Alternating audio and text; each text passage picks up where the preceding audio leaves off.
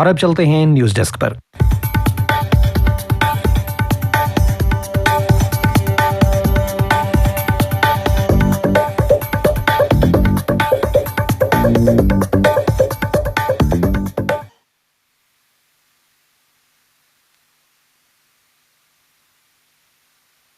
धन्यवाद संजीव। तो श्रोताओं, आज के मुख्य समाचारों में आज मुख्य पृष्ठ पर जो समाचार छपा है, लगभग सभी समाचार पत्रों ने इसे अपना मुख्य समाचार बनाया है।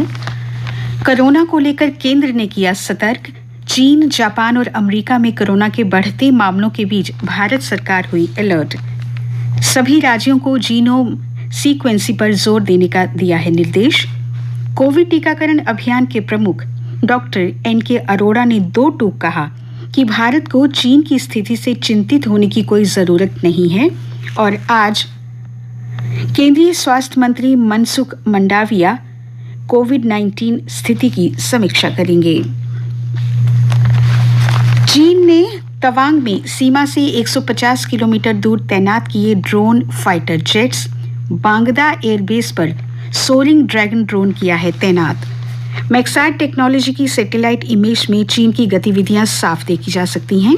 इमेज में सोरिंग ड्रैगन ड्रोन के अलावा टेम्पररी एयरक्राफ्ट शेल्टर भी नजर आ रहे हैं। भारतीय वायुसेना ने किया युद्धाभ्यास। पहली बार बीएसएफ ने दुर्गम सुंदरबन क्षेत्र में की महिला प्रहरियों की तैनाती। कर रही हैं बांग्लादेश सीमा की निगरानी।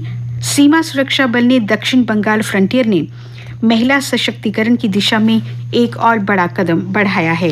ये पहली बार है जब सुंदरबन जैसे कठिन क्षेत्र में एक फ्लोटिंग बीओपी के संचालन और सीमा पेट्रोलिंग के लिए महिला जवानों को तैनात किया गया है। फिलहाल महिला जवानों के एक प्लाटून की यहां तैनाती हुई है, जिसमें 15 से 20 जवान होते हैं।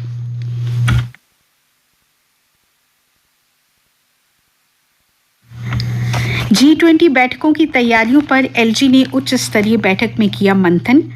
छात्रों और शिक्षण संस्थानों को जोड़ने का किया आह्वान। विश्वविद्यालय कॉलेजों में सेमिनार करने की दी है हिदायत। बेसहारा बच्चों का पुनर्वास करेगा प्रदेश प्रशासन। प्रशासन इन बच्चों के पुनर्वास की पूरी व्यवस्था करेगा। उपराज्यपाल मनोज सिन्हा की अध्यक्षता में कल प्रदेश प्रशासनिक परिषद की बैठक में इन बच्चों को विभिन्न खतरों से बचाने के लिए पुनर्वास नीति को मंजूरी दे दी गई है। स्वास्थ्य और शिक्षा समेत विभिन्न विभागों को सौंपी गई है ये जिम्मेदारी। स्कॉस्ट में कृषि क्षेत्र की आर्थिक नीतियों पर चर्चा करेंगे वैज्ञानिक। आज से 3 दिवसीय वार्षिक कॉन्फ्रेंस होगी शुरू।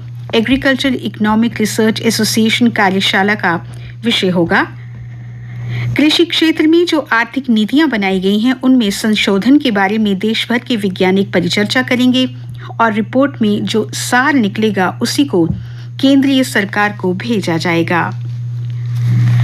डोगरी भाषा को संविधान की 8वीं अनुसूची में शामिल हुए आज 19 वर्ष हो गए हैं।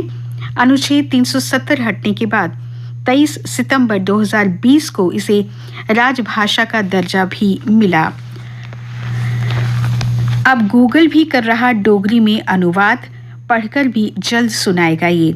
अंतर्राष्ट्रीय फलक पर मिली है पहचान। डोगरी एल्बम और फिल्मों से भाषा को जन जन तक पहुंचाया जा रहा है।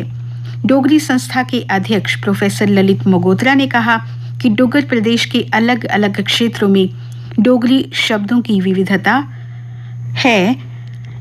इससे गूगल ट्रांसलेशन में आशातीत सफलता अभी फिलहाल नहीं मिली है, लेकिन इस पर काम करने से डोगरी को काफी लाभ होगा। उन्होंने कहा, युवा लगातार इंटरनेट मीडिया पर डोगरी में काम कर रही हैं और डोगरी को मान्यता मिलने के बाद डोगरी का प्रकाशन भी 10 गुना बढ़ा है। अब कुछ अन्य समाचार। नए साल और क्रिसमस को लेकर अगले 10 दिन पुलिस और सुरक्षा एजेंसियों के लिए रहेंगे चुनौतीपूर्ण। बॉर्डर से शहर तक के रास्तों में की गई अतिरिक्त तैनाती। एसएसपी चंदन कोहली ने कहा, खुफिया तंत्र को सक्रिय किया गया है। रियासी जिले में बख्तीर, साजरो, सूली और कुंडेई के 5 स्कूलों में 5 अध्यापकों को नदारद होने के कारण निलंबित किया गया है। जिला मजिस्ट्रेट ने जारी किया आदेश, लिखित अनुमति के अलावा किसी भी गो जातीय जानवर को जम्मू से अन्य जिलों में नहीं ले जाया जा सकेगा। श्रीनगर में गिलानी के आवास और जमात की और 2 संपत्तियां हुई सील। पहले अनंतनाग में 100 करोड़ से अधिक संपत्ति हो चुकी है जब्त। जम्मू कश्मीर में 72 इंचार्ज लेक्चरर की पदोन्नति रद्द। प्रदेश के बाहर से प्राप्त डिग्री को बनाया गया है आधार। जम्मू विश्वविद्यालय में 28 दिसंबर से 9 जनवरी तक रहेगा शीतकालीन अवकाश। जल शक्ति विभाग के अस्थायी कर्मचारियों ने कल बीसी रोड स्थित चीफ इंजीनियर के ऑफिस का घेराव किया। डीपीसी और योग्य कर्मचारियों को पदोन्नत करने की उठाई है मांग। और बिजली के जरूरी रखरखाव के कार्य के चलते आज शहर में कुछ इलाकों में बिजली की सप्लाई बंद रहेगी। पटोली, ब्राह्मणा, संग्रामपुर और आसपास के इलाकों में सुबह 9 बजे से 3 बजे तक, लोअर मुट्ठी, लक्ष्मी विहार, आनंद नगर, लालिदा बाग और इसके आसपास के इलाकों में सुबह 9 बजे से 11 बजे तक, जबकि रघुनाथ बाजार, रेजिडेंसी रोड, कनक मंडी में सुबह 9 बजे से दोपहर 12 बजे तक बिजली की सप्लाई बंद रहेगी। खेल समाचार। निखत जरीन महिला राष्ट्रीय मुक्केबाजी चैंपियनशिप के प्री क्वार्टर में पहुंची। तमिलनाडु की अबिनिया को हराया। बांग्लादेश के खिलाफ कल से शुरू होगा भारत का दूसरा टेस्ट मैच। नहीं खेलेंगे कप्तान रोहित शर्मा। जम्मू विश्वविद्यालय में all India inter university fencing championship की हुई शुरुआत। उपराज्यपाल ने किया उद्घाटन। पहले दिन गुरु नानक देव यूनिवर्सिटी अमृतसर ने जीते 2 स्वर्ण और 2 रजत पदक। मौसम की बात करें तो घाटी में आज से शुरू होगा 40 दिन का चिल्ले कला। 31 जनवरी को समाप्त होगा।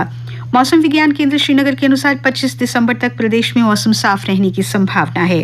तापमान कल का जम्मू संभाग में रहा अधिकतम 21.5 डिग्री सेल्सियस, न्यूनतम था 6.7 डिग्री सेल्सियस। आज सूर्यास्त शाम 5:30 पर और कल सूर्योदय होगा 7:30 पर।